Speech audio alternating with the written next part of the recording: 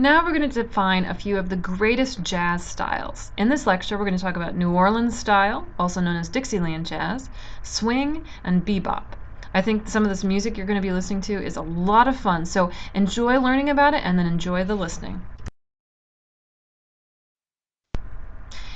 Jazz comes in lots of different styles, and you already know that ragtime and the blues helped to create early jazz. So the earliest forms of jazz have elements of both in them. Something else to keep in mind about jazz when it was first being created was that most early jazz developed in poor urban centers, especially New Orleans, Louisiana. New Orleans was a very, very poor city at the time and had large minority population centers in the urban areas. Those minorities, especially the African American minority population in New Orleans, created their own musical styles, and that style spread like wildfire. After the New Orleans style developed around 1900 to 1920, a lot of the jazz musicians decided they would move north to Chicago, and they would create more New Orleans style music in Chicago because it was another center where African American culture was more welcome, and they figured they could break better into the music industry if they were in a northern city. Once they got to Chicago and once they spread out across the world to more and more urban centers, that's when jazz really began to develop as a popular style and to really diversify into many different genres and styles of music. So like I said, the New Orleans style was developed between 1900 and about 1920, or actually around 1917. We have the first recording of jazz from 1917, so we know this music was being performed and that people were really, really liking it around the turn of the century. And the style was really centered in the poorest areas of New Orleans where the African Americans lived and worked. This was the music that they created for themselves to make them happy after a hard day's work and to be able to not only use the blues background and be able to sing out the woes and adversities they experienced in life, but then to rejoice in the fact that they could move on, create great music, and have fun as well. Another name for New Orleans style is Dixieland jazz. Dixieland jazz was the first type of jazz to really catch on and become popular, and from Dixieland, with its roots in ragtime and the blues, stemmed every other form of jazz. Dixieland was the best and the most important type of jazz because it really did pave the way for these other styles of jazz to be created. And to this day, there are still Dixieland jazz bands that are very popular across the world. So here are some specifics that you need to know about Dixieland. Dixieland jazz was played by a small group of 5 to 8 performers, so it had a jazz combo, not a big band feel and sound.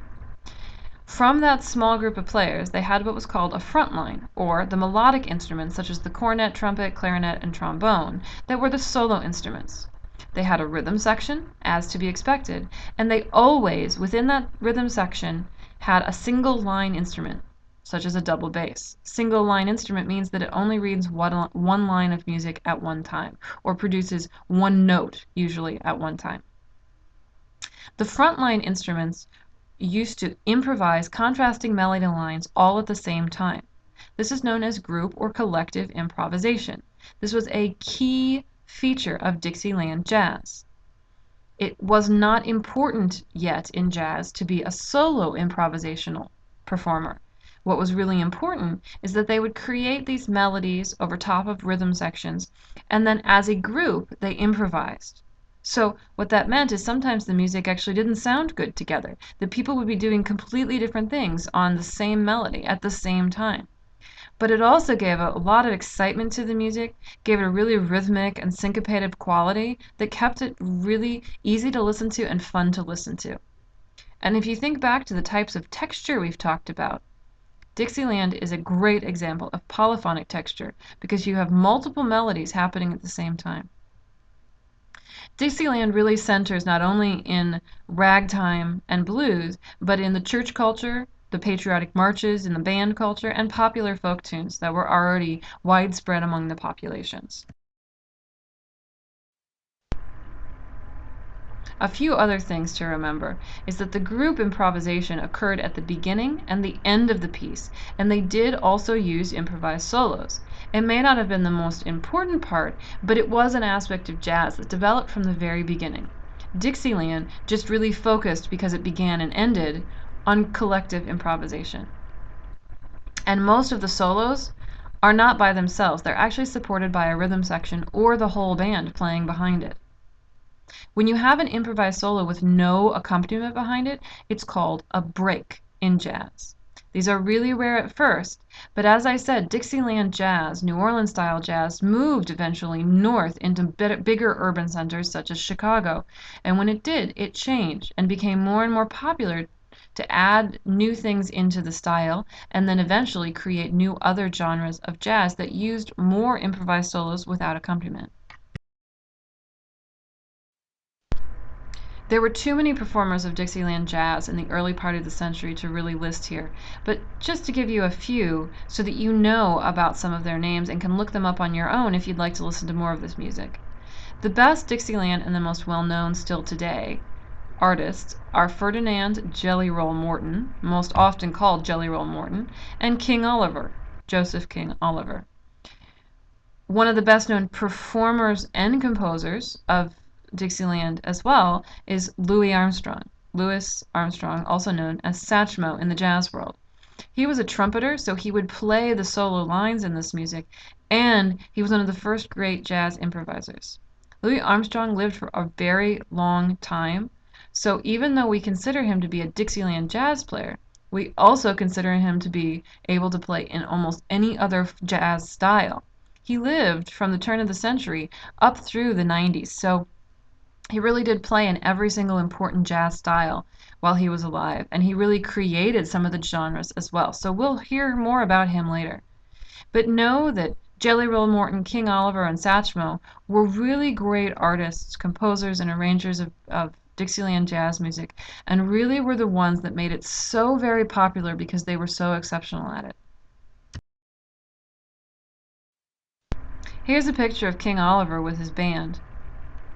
This is the size of group you usually have.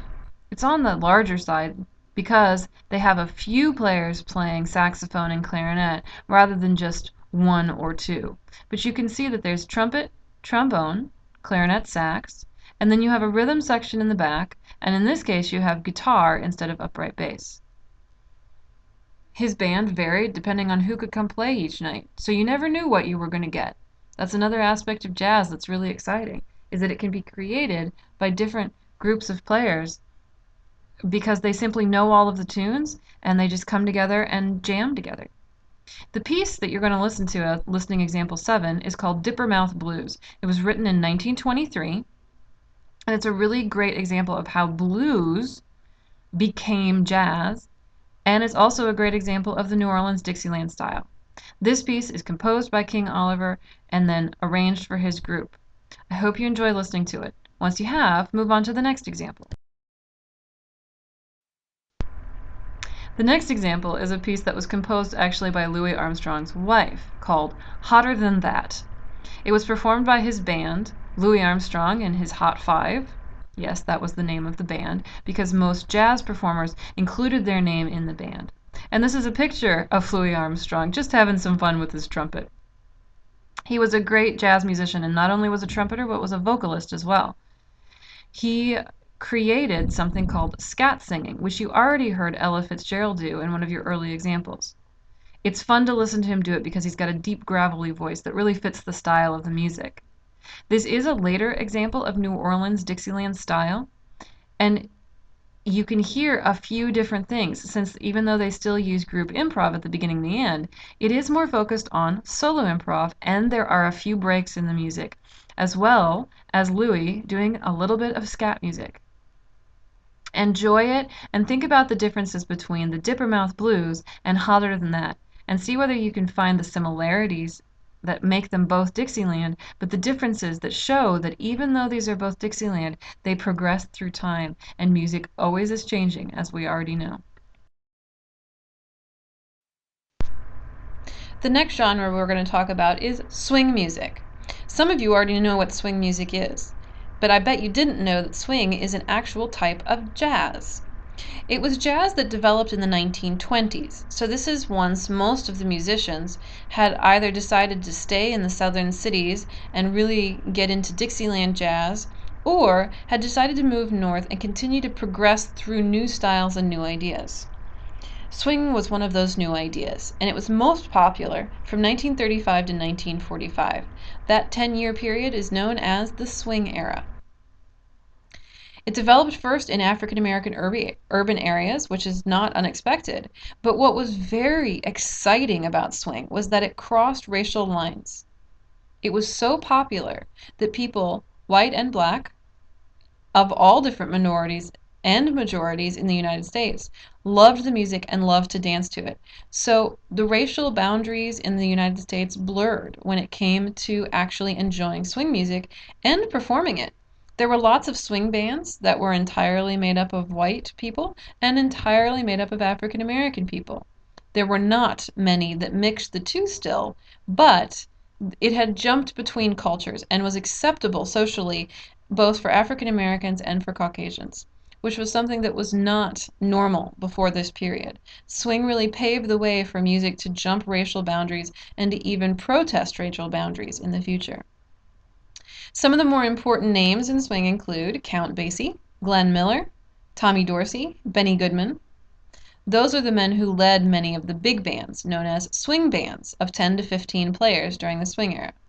You also had Ella Fitzgerald, Billie Holiday, Frank Sinatra, who were amazing jazz singers who did lots of swing music as well as other styles, and Lester Young and Duke Ellington, who were two really great instrumental jazz players who kind of paved the way from swing forward into new styles. Here's some specifics on swing. Swing almost always was created by a swing band, which was a type of big band that used 15 people. It had less improvisation to it because of the larger group of players. They tended to use pieces created in the New Orleans style, but the composers, or as we would know them today, arrangers, rewrote them and notated them for the large band so that the swing band could read the music as they performed. So even though there were still sections of improvisation, the biggest thing was that swing music was dance music, and so it had to have not only the steady beat, the rhythmic characteristics, and the interesting varied melodies, but it still had to have structure. It had to last for a certain amount of minutes, and it had to be written down so that everyone knew where they were at all times and people could dance to it. When a piece of music, a tune or a melody, is rewritten and notated for a new different group of instruments, that's known as music arranging. During this period, arranging became very popular and is still very popular to this day. So keep in mind, if you compose music, you create it from your own mind, originally. If you arrange music, you take someone else's work, you change it, you rewrite it. That's arranging. Okay, other characteristics of swing include the fact that melodies were usually performed by sections rather than by a solo performer, and most often by brass instruments or saxophones. This was the first time in history that the saxophone was considered a preeminent solo or section solo instrument.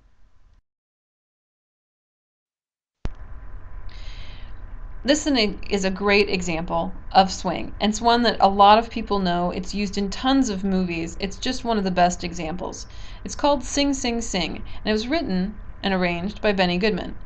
It's a great example of swing music, and it's performed by the top swing artists of the mid-century in this recording. Enjoy it, and feel free to go and look up more swing music by the artists I mentioned before, such as Count Basie or Glenn Miller. There's lots and lots of fun swing music out there for you to listen to. The next style of jazz we're going to talk about is bebop, also sometimes just simply called bop. Bebop developed in the 1940s and is a really fun, exciting, fast style of jazz. And it's also a more complicated style of jazz. Unlike the swing music of the time, this was music made by a small group of jazz musicians, usually 4 to 6 players, and it was meant for a listening audience, not a dancing audience. This was music you sat down and nursed a drink to after a hard day at work, just so that you could really appreciate the artistry of the performers and the interesting aspects of the music. Bebop is a lot of fun to listen to, but when you listen to it, make sure that you try and put yourself in this mindset that it was a more intellectual form of jazz when it was first created. Bebop includes strange harmonies, chromatic harmonies, those 5 and 6 note chords I was talking about when we talked about harmony in general. This is where they really came into play. You also had very unpredictable rhythm. Bebop developed a different way of thinking about rhythm. They they did this by really creating a new rhythm section. The beat, instead of being in the drums, which it was in almost all other type of jazz before this, was put into the upright bass part, or the electric bass, and the cymbals. They did this because they wanted to really vary the sound and the tone color of the beat, and they wanted to be able to create faster tempos that were light rather than very heavy and pounding like they would have been in a drum. The drummers then had the opportunity to create improvised beat and rhythm patterns over top of the steady beat created by the rhythm section, bass, and cymbals. So drummers would syncopate beat patterns and tried to not keep the beat steady. They became solo players, in a sense. The instrumentation for bebop music is almost always a trumpet, saxophone, with a rhythm section of piano, bass, and percussion, usually a drummer and perhaps some other artist playing extra percussion instruments.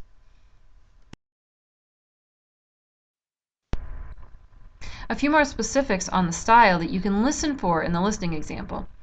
The melodies, instead of sounding very balanced and rounded because they really went along with the harmonies, didn't do that anymore in bebop. This was a time in life where people had experienced a world war. There was a lot of strife, bigotry, and racism. They were looking for something popular to listen to that really it was more like expressionist music because it reached out to their emotions and it didn't necessarily have to be pretty or fun or dancing.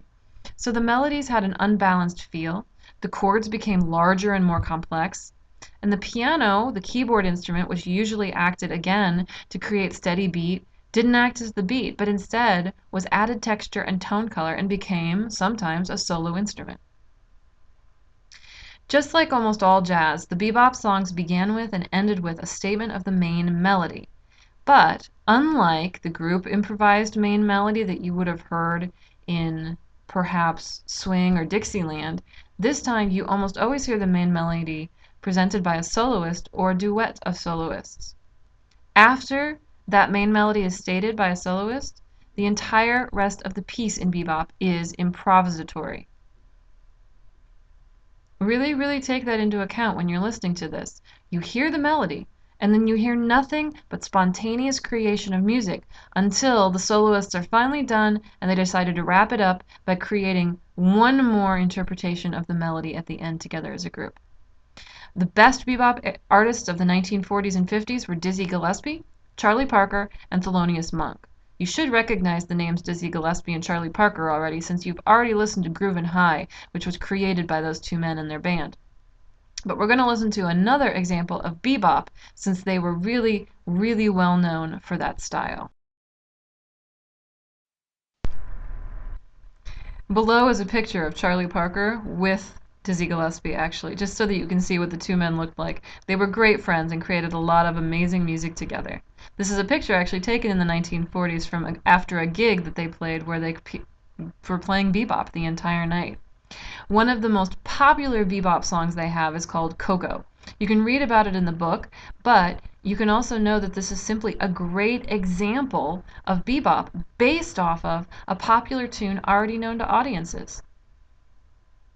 Charlie Parker took the tune from a big band swing song that had been created in the 1930s, and he arranged it for his small combination of jazz players and recreated it in the bebop style.